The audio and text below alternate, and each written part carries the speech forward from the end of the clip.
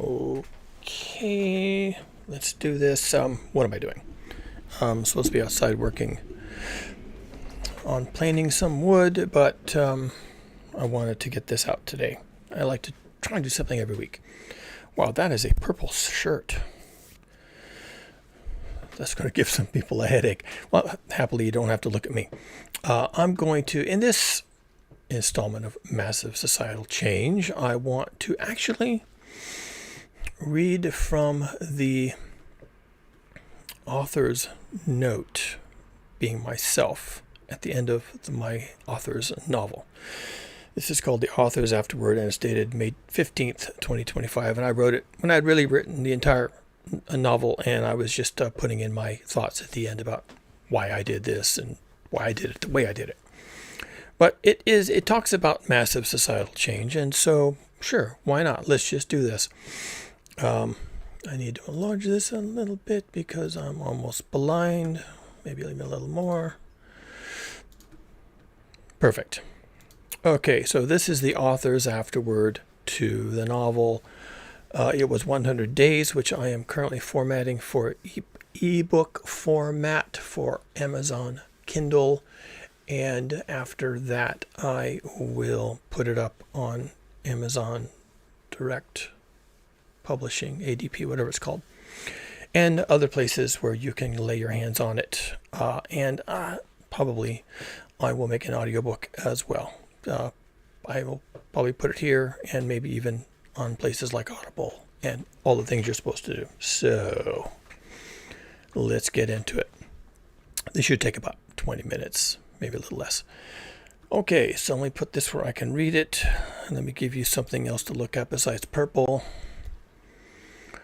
Okay, so the author's afterword, May 25th, 2025. And so we have an ending. It took most of a year to write. It was 100 days, during which much of consequence happened in the outer world. I could make a long list of these events, but by the time you read this, another long list will have grabbed the headlines. Chaos is our reality now. Normality has abandoned us. Into this cauldron, I launched a story about change driven by collapse. Good luck with that, the earth, the universe mutters. Fair enough. But for all the political, economic, and spiritual erosion dominating our reactions, now and into the future, one thing of surmounting consequence remains constant. Global heating got worse. At this writing, I have a YouTube channel where I talk at length about global heating, politics, science communication, and my thoughts and concerns in these regards. This story came out of those unscripted presentations. I have few followers on YouTube. The issues I explore are not popular topics, and the way I explore them is completely savage. I proceed anyway, if just to please myself. This story is an attempt to formalize my disconnected thoughts from those talks. Initially, I was going to do something short and simple, a primer on how modern civilization could collapse under increasing pressures of severe weather, food crises, refugee crises, and political backlash. That it quickly spun out of control, verging onto 260 pages, could have been predicted. These are not simple problems to be listed and dispatched in a single motion. That said, my principal observations, the basis of this tale, are easily stated, and there are 6. Number 1, our challenge is global heating, not climate change, not climate action, not political change, not renewable anything. Global heating is physics. It can be measured. It cannot be avoided. We can no more escape global heating than we can escape gravity. All else is illusion. 2, humans have neither the will nor the tools to prevent global heating. Full stop. As such, hothouse Earth is our inevitable future. Again, full stop. Nothing about these 2 assertions is amenable to negotiation, prayer, or magical thinking, because global heating is physics, and physics wins. Global heating and hothouse Earth are caused by carbon dioxide emissions, caused in turn by the burning of fossil fuels, coal, oil, and natural gas. We must burn fossil fuels to survive at all in our artificial human world. Without constant access to cheap and available fossil fuels 100% of the time, and for 100% of what we do every day, most of humanity will perish. All else is illusion. 3. We have run out of time. The time when we could have altered any of these above statements is already 100 years in our past. Meaning, if we could have repudiated a fossil-fueled world in the 1920s, we would not be in our current predicament. Maybe. There is no technological fix for any of what has happened. We made this mess, but we cannot clean it up. There is no escape. Perhaps there never was. 4. We have run out of options. Our civilizational Titanic has already hit the Earth system's iceberg. People will, of course, deny that there is a problem, or will endlessly dither over inconsequential details. Others will appeal to a species of techno-utopian triumphalism to save the day. They will distract themselves even as the deck begins to tilt and the ship tips into the sea. At this late date, our only real hope is to abandon ship. Where that leads us, assuming we survive, is not for us to know in advance. We will know when we get there, or we will die on the way. There can be no happy ending for most of us. 5. The wealthy and influential will abandon humanity to its fate. What abandoning ship translates into is up for debate, and your mileage may vary. In this regard, as in all things, the wealthiest 1% will have more options than the rest of us. In fact, the wealthy have no incentive at all to help their fellow man, and every kind of perverse incentive to keep us below decks and out of their way as they make good their escape from the problem they kept us from seeing. They will be the ones inheriting the earth, as it were, and not the meek. The sooner we surrender up our claim on survival, the better for the 1%. Our desire to survive is in direct conflict with their desire for us to get out of their way. And 6. We must retreat to village life. The rest of us 99%ers will have no option but to circle our wagons, pull together, and try to keep each other from harm. This, even while the instinct to preserve each other has been effectively bred out of most modern citizens, who are told that true patriotism means going it alone. Going it alone is surely the path to unparalleled tragedy, which, again, the wealthy elites won't perceive as a problem. They will not be happy if very many of us survive, and having done so, and remembering how we got into this fix, come looking for them later to bear the brunt of our wrath. Given the above terms and conditions, I have crafted this tale. The account I have provided here of the end of the modern world is less fantasy and more speculation based on the above first principles. There is a great deal of actual science and engineering in these pages. I could have added more than I did, but I didn't think doing so would have improved or much clarified the plot. As it happens, I nerded out anyway. Some people will get that part. Others will be left scratching their heads. I hope the people for whom this was written find it and enjoy the attempt at effective storytelling. In these pages, I'm giving advice. In my many videos, I commonly admonish the viewer to get to the lifeboats. I then define a lifeboat to be village life. Advising a return to village life is not intended to be immediately understood. Most of us have no direct experience of that model. In this story, I have tried to define, through description and events, what a village is, how it operates in the general sense, and what it takes to get there from here. Is village life, as described, attainable in 100 days? With work and a bit of luck, maybe. But we are not, at present, up for the task. We won't be ready to make the move until, as happens in the story, the wheels absolutely fall off our familiar world. And even then, even when motivation is highest, motivation won't be enough. We will need to be unwavering in our judgment, swift in our remediations, and savage in our determination. Once the collapse has begun, there will be no time, not for mistakes, and not even for success. Certainly, no time to waste. But to put this as frankly as I can, no time at all of any kind.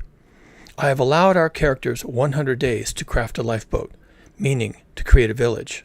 I admit in the story that it will take that same level of effort exercised 100 times, approximately 27 years of struggle, just to turn the first corner into a future of resilient adaptation. That is an entire generation, during which time we cannot also fail to reproduce, just in case there wasn't enough pressure already. I dedicated an entire subchapter on near-term human extinction just to make that point. While we are busy trying not to become extinct, the Earth will still be trying to kill us and being largely successful in the doing.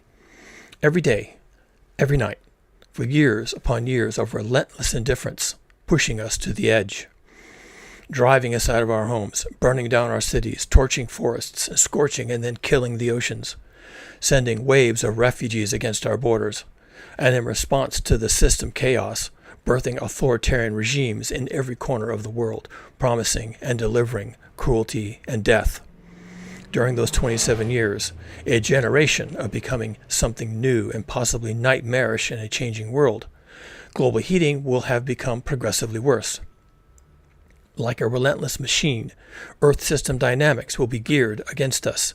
It moves slowly, but it never sleeps, and it grinds on without sympathy for what we hold dear. If we intend to salvage anything from the modern world, then we must put our shoulders into the effort and push. We won't do it. I don't see how modern citizens, comfortable and unmoved, can muster the sense of urgency.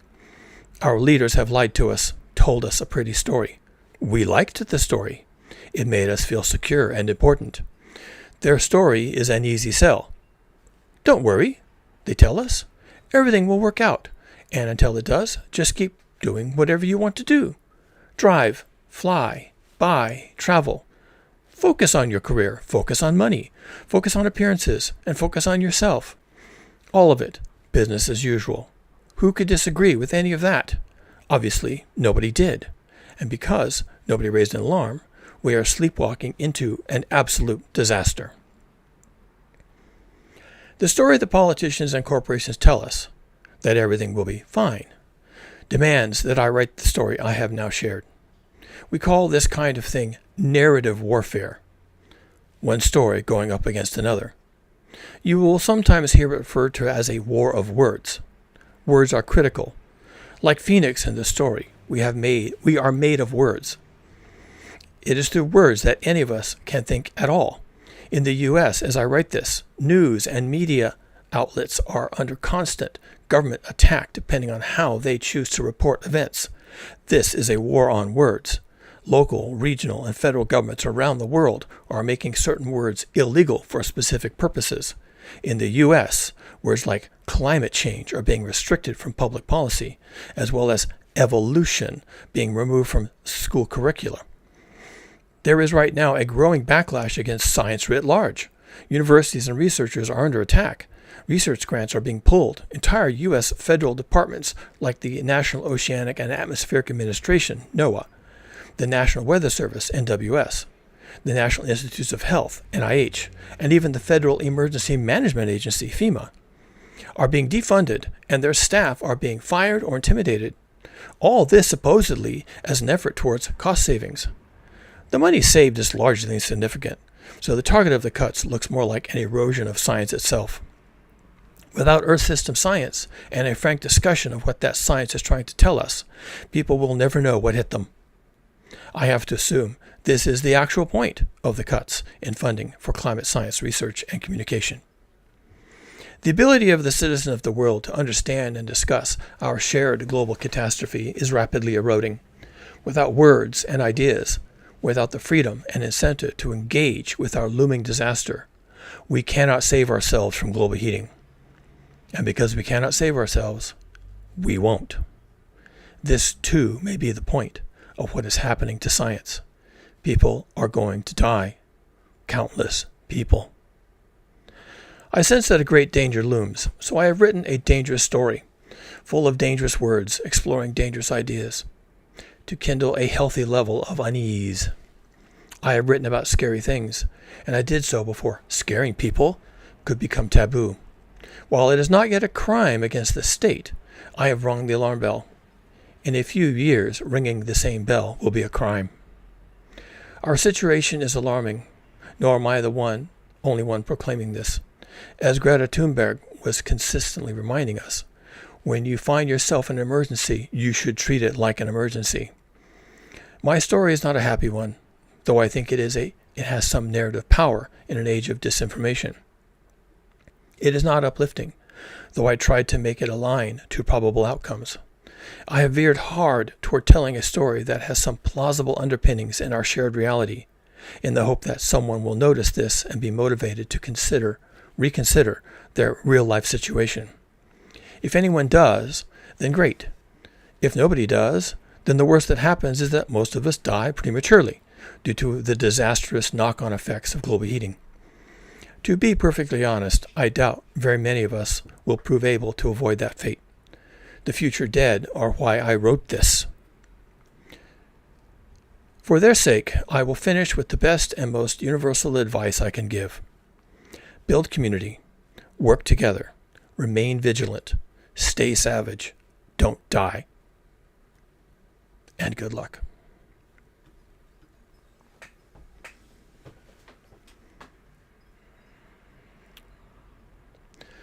So that's the afterword to my novel. It was 100 days. It's hard to read it. It's hard. I didn't want this. I didn't want any of this.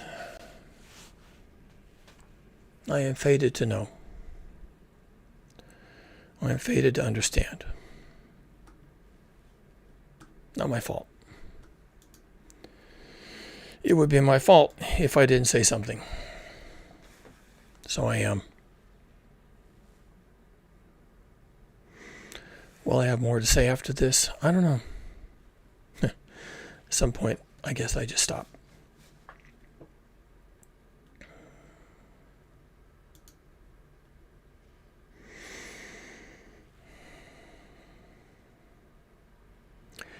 There is a character in the book named Phoenix. So this is spoilers. Do I want to mention her? Phoenix gets it. She's not me. I'm not writing myself into the book in the terms of Phoenix.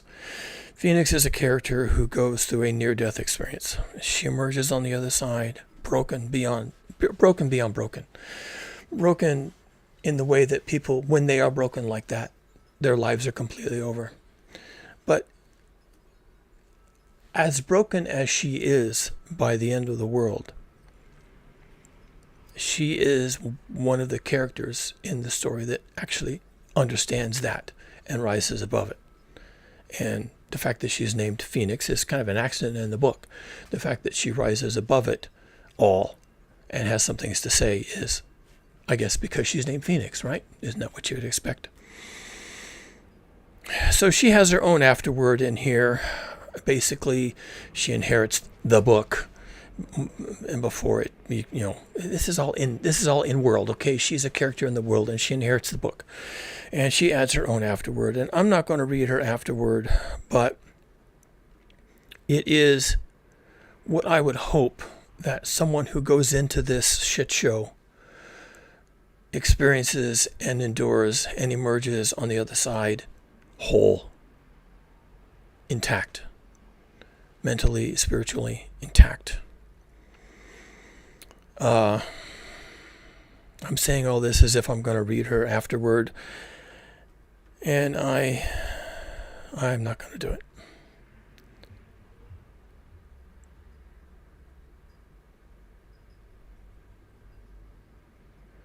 Her last line is, "I am made of words. You will find me where they still write